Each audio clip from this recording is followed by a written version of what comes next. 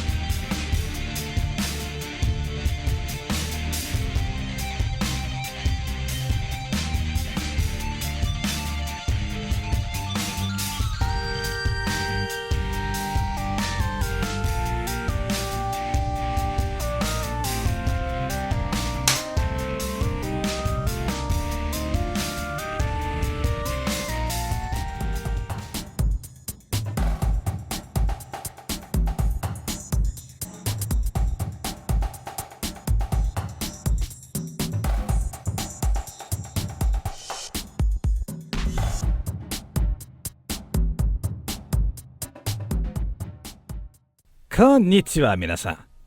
Watashi no nama wa Gemini desu. Well, it's not quite Star Trek Starfleet Command, but at the very least we managed to stick with the same theme this week and lined up another Starship simulator. Soredewa minasan, FTL e yokoso. I'm also pleased to announce that this episode was an exact polar opposite from last week when it came to actually writing it. Whereas with Postal 2, the game was so average I didn't know how to even put it into words. With this game, I knew exactly what to talk about for the simple fact that I've already played this game. Haven't beaten it though. Oh no, far from it. In fact, I've only just recently unlocked a couple of new ships. But before we go any further, let's go back a bit. FTL, or Faster Than Light, was developed and published in 2012 by Subsect Games, a group consisting of two former employees of 2K China, Justin Ma and Matthew Davis. The pair initially funded the game out of their own pocket, but it later went to Kickstarter, where it raised well over its intended goal. A couple of years later, in 2014, an update to the game, known as the Advanced Edition, was released, and that's what we're going to be looking at today. FTL is a starship simulator with roguelike elements. The goal of the game is simple. Accomplishing that goal, anything but. You're in control of a lone spaceship. You carry information vital to the Federation fleet and must carry that info across 8 different sectors in a randomly generated system. In each sector, you must navigate your way from the starting beacon to the exit beacon on a map which is, again, procedurally generated, all the while trying to outrun the Rebel fleet, which is constantly chasing you. When playing the game, you'll note there's a lot of information on the screen, but it's not as daunting as it seems, and there's a tutorial that does a good job of guiding you through the absolute basics of the game. I'll try to do likewise. The main thing you need to keep an eye on is your hull meter. Each bar in the meter represents 1 point of hull health. If it ever goes down to 0, your game ends with an explosive permadeath, and you'll have to start all over. Not to worry though, you have shields to help protect your ship from some damage, and you can repair your ship at beacons with stores. More on those later. The next thing to keep an eye on is the group of icons under your hull meter, which are your stock of fuel, missiles, and drone parts. As you jump from beacon to beacon, you use up 1 fuel per jump. If you ever find yourself out of fuel, you'll have to activate your distress beacon and wait, hoping that a friendly ship will pass by and give you some spare fuel. Missiles are used by weapons which fire, well, missiles. They're also used by bomb and flak weapons. Drone parts are required to activate drones, which do anything from attacking an enemy ship, defending your own, or even repairing damaged systems. Like your hull meter, your fuel, missiles, and drone parts can be replenished at a store. Lastly, there's the bottom row of icons. The icons on the bottom left represent your ship's systems, those on the right your subsystems. You start each game with a different set of systems and subsystems depending on which layout of which ship you pick, but there are some you'll always have by default, such as weapons, engines, and helm. Systems draw power from your ship's reactor, indicated by the green bars next to your system icons. While it is possible to upgrade your systems using scrap, the game's currency, it will require more power from your reactor, so you'll also need to spend scrap to upgrade that as well. Subsystems, however, do not require power from the reactor.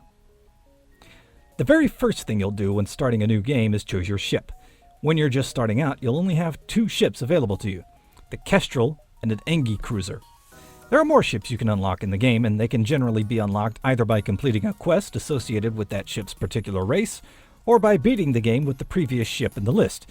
Beat the game with the Engi cruiser to unlock the Federation cruiser, beat it with the Federation cruiser to unlock the Zoltan ship, etc. Each ship has 3 different layouts to choose from. The first layout is automatically available when that ship is unlocked. To unlock Layout B, you must use Layout A to complete 2 of 3 achievements associated with that particular ship. To unlock Layout C, you must simply reach the final sector with Layout B. Once you've selected your ship, you can rename it and customize your crew if you wish. You can also set the difficulty of the game, and if you're playing with the Advanced Edition, you can elect to play with or without the AE content before starting your game. Each time you jump to a new beacon, a variety of things could happen. You could happen upon a ship in distress, which you can help in various ways. You could jump into empty space. Now, these beacons may seem like a waste of time at first, but trust me, they provide a good chance to let you catch your breath while your crew heals or repair systems if you need to. More often than not, however, you'll come across an enemy ship and will need to defend yourself. Combat happens in real time, though you can pause the game if you need a chance to strategize. To fire your weapon, simply click on a weapon at the bottom of the screen, then click the room of the enemy ship you want to target. Once the weapon's fully charged, it will fire. You can manually fire a weapon each time, or you can set it to auto-fire by holding control as you click a room. Alternatively, you can click the auto-fire button to set all of your weapons to auto-fire, and hold control to fire a weapon just once. Once you've destroyed an enemy ship, or allowed them to surrender if the opportunity presents itself, you'll gain rewards, which always includes scrap, but also generally includes fuel, missiles, and/or drone parts. Just to make it just that bit more difficult, every so often, you might come across a beacon with an environmental hazard, such as a sun that sends out solar flares which start fires in your ship, or a pulsar which sends out ion pulses which temporarily knock out some of your systems. Not all beacons will be useless or out to kill you, however. As I alluded to earlier, some beacons have stores, where you can repair your hull, either all at once or 1 bar at a time, replenish your fuel, missiles, and drone parts, and, most importantly, you can buy things for your ship, such as different weapons, systems, augments, or even new crew members. You can also sell equipment you don't want for scrap. You should take advantage of these stores whenever you can, as the game only gets tougher the further you go. The game is very basic in its graphical design, with the ships and crew being rendered with pixel art. I don't mind that so much here. The interface is very simple to use and understand. It would have to be, being available on computer and iPad, and that might not have been as easy to pull off with 3D graphics. Each crew member is drawn with a very minimal amount of pixels, but again, that's fine, because really, while they are essential to keep your ship functioning, they aren't the true focus of the game. The ships are. The music in the game is great.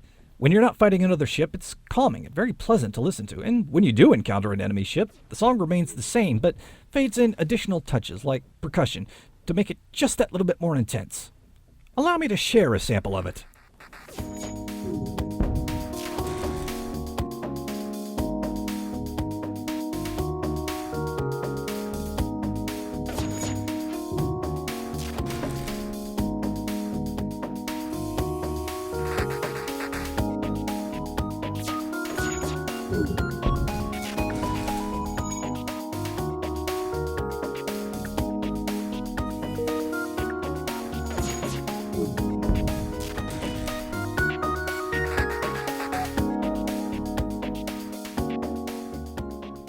What do you think? Like it?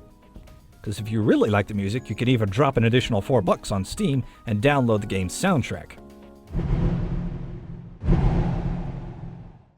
When the developers went to Kickstarter to fund FTL and raised over 20 times what they were hoping for, they put the extra money towards improving the art, music, and writing for the various events in the game, and it really shows. With the possible exception of the nebula areas, the backgrounds are beautifully designed and aren't distracting at all, even those with environmental hazards. The same can be said for the ship, the display, really everything about the game. There's nothing on the screen at any time that doesn't need to be. Everything has a purpose. The music serves to complement everything and does it nicely. Even on the game's easiest difficulty setting, this game is tough as hell. And that goes back to the roguelike element of everything being randomly generated, from the map layouts, what beacons will actually be in a particular sector, right down to the enemies you face. And every so often, no matter how hard you plan, or what upgrades you have on your ship, there's always the chance that you'll come across a ship that will just outright kill you. Maybe you haven't had a chance to upgrade. Maybe you're getting overwhelmed by a combination of an enemy ship and an environmental hazard. Or maybe, just maybe, you're just lucky enough to make it to the final sector and encounter the rebel flagship, but you're just not quite powerful enough to bring it down. Doesn't matter. One way or another, you will more than likely fall. But that, I find, is part of the fun of this game. Experimenting with different layouts of ships, unlocking more ships, trying to find just the right combination of elements which will allow you that slim chance of actually beating the game. If you're looking for the perfect game to just pick up and play whenever you want, FTL is definitely the game for you. It's simple to understand, hard to master, but certainly fun to try, and the combination of the unlockable ships and random generation gives it massive replayability. That's a word, right? Well, it is now. Just go try the game. And there you have it, minasan. FTL, a challenging game, but a fun one nonetheless. It's available for $10 on Steam, GOG, and iPad. And I'm not just saying that because I like the game. See, looking back on past episodes, I realize I've been kind of remiss in giving you the information on where you can find the game and how much it is, in case you want to try the game out for yourself. And I know I write it on the board at the beginning of the show, but that goes by kind of quick, so, maybe it's too quick for you, maybe you miss it. So I'm going to try and do better about telling you where and how much and all that good stuff at the beginning and the end of the show, in case you want to try the game out. And speaking of which, if you do get a chance to try it out, or if you've played it yourself, let me know what you think in the comments below, or just let me know what you think of the show in general, or anything. I'd love to hear from you guys. Also, make sure and like and share the episode, and of course, click subscribe so you can stay up to date on any and all videos that pop up here on my little channel, Gemini Does Games. 次回まで私の名はジミナイです。ありがとうございました。さようなら。